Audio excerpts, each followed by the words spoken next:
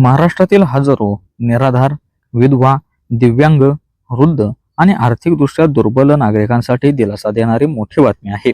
संजय गांधी निराधार योजना अंतर्गत फेब्रुवारी महिन्याचा हप्ता लाभार्थ्याच्या बँक खात्यात जमा होण्यास सुरुवात देखील झाली आहे.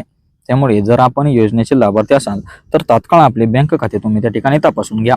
ही योजना महाराष्ट्र शासनाच्या सामाजिक न्याय विभागामार्फत राबवली जाते आणि राज्यातील सर्वात महत्त्वाच्या सामाजिक सुरक्षा योजनांपैकी एक मानले जाते. या व्हिडिओच्या माध्यमातून आपण आज जाणून घेणार आहोत की या योजनेचा उद्देश नेमका काय आहे, फेब्रुवारीचा हप्ता नेमका किती जमा होणार, तसेच पात्रता निकष नेमके काय आहेत, अर्ज प्रक्रिया नेमकी कशी करायची, आवश्यक कागदपत्रे नेमकी या ठिकाणी लागणारी कोणती आहेत, तसेच पैसे खात्यात आले आहेत की नाही हे कसे तपासायचे आणि लाभ बंद होऊ नये यासाठी नेमकी काय काळजी घ्यायची आहे. तर याबद्दल आपण आज सविस्तर माहिती जाणून घेणार आहे. त्याआधी जे कोणी आपल्या चॅनलवर नवीन असतील त्यांनी आपला चॅनल सबस्क्राईब करून घ्या, जेणेकरून नवनवीन मराठी अपडेटिंग माहिती तुमच्यापर्यंत सर्वात आधी पोहोचत जाईल. तर जास्त वेळ वाया न घालवता आज आपण व्हिडिओला सुरुवात करूया. आता जाणून घ्या संजय गांधी निराधार योजनेचा उद्देश नेमका काय आहे. तर संजय गांधी निराधार योजना ही राज्यातील अशा नागरिकांसाठी आहे ज्यांना कुटुंबाचा आधार नाही किंवा आर्थिक उत्पन्न अत्यंत या ठिकाणी कमी आहे. अनेक वेळा विधवा महिला, अपंग व्यक्ती, घटस्फोटित महिला, परित्यक्ता, तसेच गंभीर आजाराने ग्रस्त नागरिक किंवा अनाथ मुलांना उत्पन्नाचा कोणताही स्रोत नसतो अशा व्यक्तींना दर महिन्याला आर्थिक सहाय्य देऊन त्यांचे जीवनमान उंचावणे हा या योजनेचा या ठिकाणी मुख्य उद्देश आहे. ही योजना सामाजिक सुरक्षेच्या दृष्टीने अत्यंत या ठिकाणी महत्त्वाची आहे, कारण यामुळे निराधार नागरिकांना किमान उत्पन्नाचा आधार या ठिकाणी मिळत असतो. फेब्रुवारी महिन्याचा नियमित मासिक हप्ता हा लाभार्थ्यांच्या बँक खात्यात त्या ठिकाणी जमा होऊ लागलेला आहे. सामान्यतः या योजनेअंतर्गत एकट्या लाभार्थ्यास दर महिन्याला ठराविक रक्कम शासनाने जाहीर केलेली अद्ययावत रक्कम त्या ठिकाणी मिळत असते. कुटुंबातील एकाहून अधिक पात्र सदस्यास तसेच सदस्य जर का असतील तर त्यांना वाढीव मदत देखील त्या ठिकाणी दिली जाते. सरकारकडून निधी उपलब्ध होताच जिल्हा स्तरावरून थेट डीबीटी म्हणजे डायरेक्ट बेनिफिट ट्रान्सफरद्वारे या पद्धतीने तुमच्या बँक खात्यात पैसे जमा केले जातात. आता जाणून घ्या पैसे खात्यात आले आहेत की नाही हे नेमके कसे तपासायचे. जर आपण लाभार्थी असाल तर तुम्ही खालील प्रमाणे ते तपासू शकता. ते म्हणजेच आपल्या बँक शाखेत जाऊन पासबुक देखील तुम्ही अपडेट करू शकता. ATM मधून मिनी स्टेटमेंट देखील तुम्ही काढू शकता. तसेच मोबाईल बँकिंग किंवा UPI ॲपद्वारे देखील तुम्ही व्यवहार तपासू शकता. तसेच बँकेकडून SMS आला आहे का हे देखील तुम्ही पाहू शकता. जर पैसे जमा झाले नसतील तर तुम्ही ग्रामसेवक किंवा तलाठी कार्यालयात देखील त्याची चौकशी करू शकता. तसेच तहसील कार्यालयातील संजय गांधी योजना विभागाशी देखील तुम्ही संपर्क साधू शकता. आता या ठिकाणी जाणून घेऊया या ठिकाणी कोण पात्र आहेत. तर या योजनेचा लाभ घेण्यासाठी काही निकष लागू होतात. ते म्हणजेच महाराष्ट्र राज्याचा रहिवासी असणे या ठिकाणी आवश्यक आहे. तसेच कुटुंबाचे वार्षिक उत्पन्न शासनाने निश्चित केलेल्या मर्यादेपेक्षा देखील त्या ठिकाणी कमी असावे आणि महत्त्वाचं म्हणजेच खालील गटांपैकी एक असणे आवश्यक आहे. ते म्हणजेच विधवा महिला असावे, नाहीतर घटस्फोटित किंवा परित्यक्ता महिला असणे आवश्यक. तसेच अपंग किंवा दिव्यांग व्यक्ती पाहिजे. तसेच गंभीर आजारग्रस्त देखील या ठिकाणी पात्र आहेत. तसेच निराधार पुरुष किंवा महिला देखील या ठिकाणी पात्र. तसेच अनाथ मुले देखील या ठिकाणी पात्र आहेत.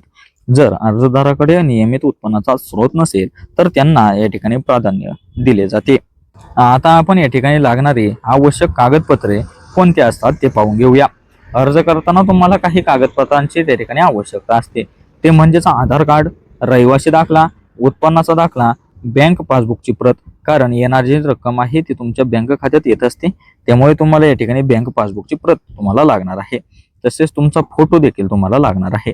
तसेच संबंधित स्थितीचा पुरावा जसे की विधवा प्रमाणपत्र किंवा अपंगत्व प्रमाणपत्र म्हणजे जे तुमची स्थिती असेल त्याचा तुम्हाला पुरावा त्या ठिकाणी द्यायला लागणार आहे. तसेच कागदपत्र पूर्ण व वैध असणे देखील त्या ठिकाणी अत्यंत महत्त्वाचे आहे.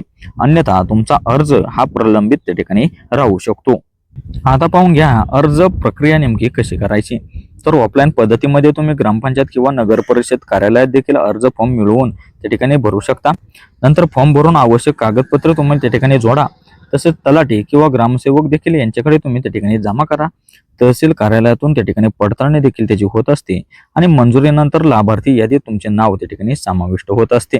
तर ऑनलाईन सुविधा म्हणजे जर जिल्हानिहाय त्या ठिकाणी उपलब्ध जर असेल ऑनलाईन सुविधा तर तुम्ही काही ठिकाणी महा ऑनलाईन केंद्रामार्फत देखील तुमचे अर्ज त्या ठिकाणी स्वीकारले देखील जातात. आता पाहून घ्या लाभार्थी यादी नेमकी कशी पाहायची. तर लाभार्थी यादी पाहण्यासाठी ग्रामपंचायत कार्यालयात जाऊन तुम्ही त्या ठिकाणी माहिती घेऊ शकता. तहसील कार्यालयात देखील तुम्ही त्या ठिकाणी चौकशी करू शकता. तसेच जिल्हा समाज कल्याण विभागाकडे देखील तुम्ही संपर्क करू शकता. नाव यादीत असल्यास तुम्हाला पुढील हप्ते देखील नियमित त्या ठिकाणी मिळत असतात. आता पाहून घ्या लाभ तुमचा बंद होऊ नये यासाठी तुम्ही काय काळजी घ्यायची. तर अनेक वेळा खालील कारणांमुळे तुमचा हप्ता बंद होतो. ते म्हणजेच वार्षिक उत्पन्न मर्यादा तुम्ही त्या ठिकाणी ओलांडणे, कागदपत्र तुमचे त्या ठिकाणी अपूर्ण असणे, तसेच बँक खाते देखील तुमचे त्या ठिकाणी बंद असणे, आधार तुमची लिंक नसणे, तसेच वार्षिक पडताळणी म्हणजेच वार्षिक केवायसी देखील न करणे यासाठी तुमचा हप्ता त्या ठिकाणी थांबू शकतो. त्यामुळे तुम्ही बँक खाते तुमचे त्या ठिकाणी सक्रिय ठेवा, आधार तुम्ही लिंक करून घ्या, वेळेवर उत्पन्न प्रमाणपत्र देखील तुम्ही अपडेट करा आणि ग्रामसेवकाकडे नियमित तुम्ही त्या ठिकाणी त्याची माहिती नोंदवा. आता या ठिकाणी पाहून घेऊया या योजनेचे नेमके फायदे काय. तर आर्थिक आधार, तसेच सामाजिक सुरक्षा, तसेच महिलांना स्वावलंबन मिळते, तसेच वृद्ध व दिव्यांगांना याची मदत देखील मोठ्या प्रमाणात होते, तसेच कुटुंबांवरचा आर्थिक ताण देखील त्या ठिकाणी कमी होतो. ही योजना केवळ आर्थिक मदत नाही तर निराधार व्यक्तींना सन्मानाने जगण्याची या ठिकाणी संधी आहे. आता या ठिकाणी महत्वाच्या सूचना देखील आपण या ठिकाणी पाहून घेऊया. दलालांपासून तुम्ही सावध राहा. अर्जासाठी कोणतीही अतिरिक्त फी तुम्ही त्या ठिकाणी देऊ नका. अधिकृत सरकारी कार्यालयातच तुम्ही त्या ठिकाणी संपर्क साधा आणि कागदपत्र देखील तुम्ही स्वतः तपासा. आता आपण तुम्ही काही वारंवार विचारलेले प्रश्न आहेत त्याचे आपण या ठिकाणी उत्तरे पाहूया. तर फेब्रुवारीचा हप्ता सर्वांना एकाच दिवशी मिळतो का. तर नाही. जिल्हानिहाय निधी उपलब्धतेनुसार टप्प्याटप्प्याने तो तुमच्या खात्यात त्या ठिकाणी जमा होत असतो. तर दुसरा प्रश्न असा होता की अर्ज केल्यानंतर किती दिवसात लाभ त्याचा मिळतो. तर साधारणतः पडताळणीनंतर 1 ते 3 महिन्यात तुम्हाला त्या ठिकाणी त्याची मंजुरी मिळत असते.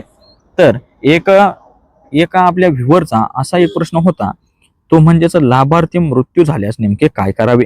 तर तुम्ही तात्काळ ग्रामसेवक किंवा तहसील कार्यालयात तुम्ही त्या ठिकाणी कळवावे. आता आपण आपल्या संपूर्ण व्हिडिओचा आणि या संपूर्ण योजनेचा निष्कर्ष काय सांगतो ते एकदा सोप्या भाषेत या ठिकाणी पाहून घेऊया. तर संजय गांधी निराधार योजनेचा फेब्रुवारी 2026चा हप्ता जमा होण्यास त्या ठिकाणी सुरुवात झाली आहे. जर आपण या योजनेचे लाभार्थी असाल तर त्वरित आपले बँक खाते तुम्ही तपासा. पैसे जमा झाले नसल्यास संबंधित अधिकाऱ्यांशी तुम्ही संपर्क साधू शकता. ही योजना महाराष्ट्रातील हजारो निराधार नागरिकांसाठी जीवनदायी या ठिकाणी ठरत आहे. आर्थिकदृष्ट्या दुर्बल, विधवा, दिव्यांग आणि निराधार व्यक्तींना शासनाचा हा आधार मोठा दिलासा देणार आहे. तुमच्या गावातील पात्र व्यक्तींना ही माहिती तुम्ही नक्कीच सांगा. बँक खाते देखील लगेच तपासा आणि हप्ता आला आहे की नाही ते देखील तुम्ही त्या ठिकाणी खात्री करा. सरकारकडून मिळणाऱ्या या योजनेचा तुम्ही योग्य लाभ घ्या आणि इतरांनाही मार्गदर्शन तुम्ही त्या ठिकाणी करा.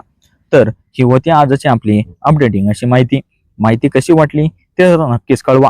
पण त्याआधी जे कोणी आपल्या चॅनलवर नवीन असतील त्यांनी आपला चॅनल सबस्क्राईब करून घ्या, जेणेकरून नवनवीन मराठी अपडेटिंग माहिती तुमच्यापर्यंत सर्वात आधी पोहोचत जाईल.